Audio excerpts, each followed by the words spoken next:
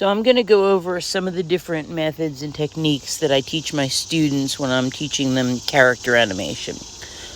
This is a turnaround, and the way that I taught it was you had to measure exactly and make these guidelines because the different parts of the body had to all match up, or else the turnaround wouldn't work. The nose and the eyes and the mouth and the legs and the hands, everything had to fall horizontally along the same lines, because otherwise you'd get this visual jump up and down.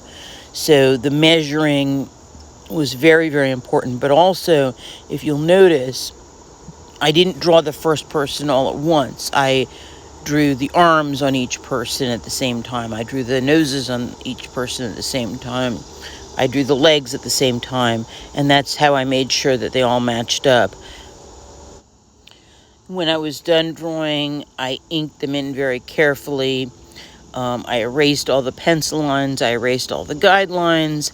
And when you're ready, the next step would be to photograph everything. So rotoscoping is where the image is actually traced from a video or traced from a burst or a sequence of photographs. So in this case, you can see me tracing a video that I took of a frame from a video that I took of a squirrel. So it's very important, if you do that you create a new layer in whatever program you're using. In this case, I was using a phone app called Flip-a-Clip, but you could use Photoshop or any other digital program. But you have to make a completely new layer and do all your tracing from that layer. So in this case, it was a video that I took myself, and I was creating a squirrel character from an actual squirrel that I saw outside. The next one is called like puppet animation or paper cutout animation.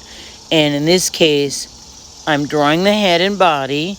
I am drawing the arms. I'm drawing the legs. I'm cutting them out. And I'm creating kind of a paper puppet. And I'm using that to animate. There are several disadvantages to doing that. One of them is that you can only do it for the side view. You can't do it for the front view where the person's coming towards you, because there's no way to account for foreshortening. When something's coming straight towards you or straight away from you, as its angle changes, it appears visually to be shorter. So the nice thing, the advantage, is that you're drawing it all yourself. So you're actually creating a caricature. There's no tracing involved. So you don't have to worry about your image having a traced feel to it, because you're doing all the drawing and there's nothing underneath, no template underneath to influence what your artwork looks like. I still used reference material. I looked at a picture of the person I was drawing, and then I created a caricature. But one of the drawbacks is that you can't do anything with foreshortening, so the person only can move from side to side. In this case, it was pretty early on in my animation career, and I didn't realize that the arms were supposed to move as a pendulum. So another drawback is it can look a little stiff. You'll see what I mean. I didn't move the arms back and forth as he was walking, so he's got this incredibly stiff kind of walk. So this next one is probably my favorite method. It's the one I use most in my classroom. What I'm doing is I'm using a template to create a character. So the idea of this is that the template is very rough, almost like a mannequin, but it has all the different steps in the walk cycle or whatever level of movement that you're doing. And because of that, you can concentrate on focusing on creating the individual character and all the details, and you don't have to worry about measuring and size. So think back to that very first one I did, that turnaround of that chubby boy, where I had to draw those horizontal lines and I had to make sure that everything lined up. It was rewarding, but it was very, very time consuming. But if I had a mannequin template underneath, I could just create my character real quick and focus on the character's details and the things that make them an individual without worrying so much about making sure the size was correct. And it didn't have that traced look that the squirrel did.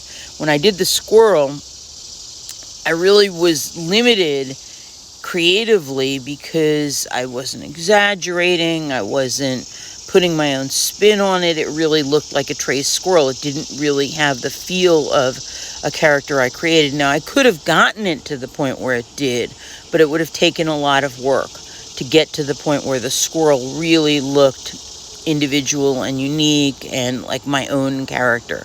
So in this case, because the template's underneath, I can make sure all the sizes line up, they're all consistent, but I don't have to use a ruler to do it because that part's done for me. Yet the character underneath is so plain and ordinary that I don't have to worry about not creating my own individual unique character.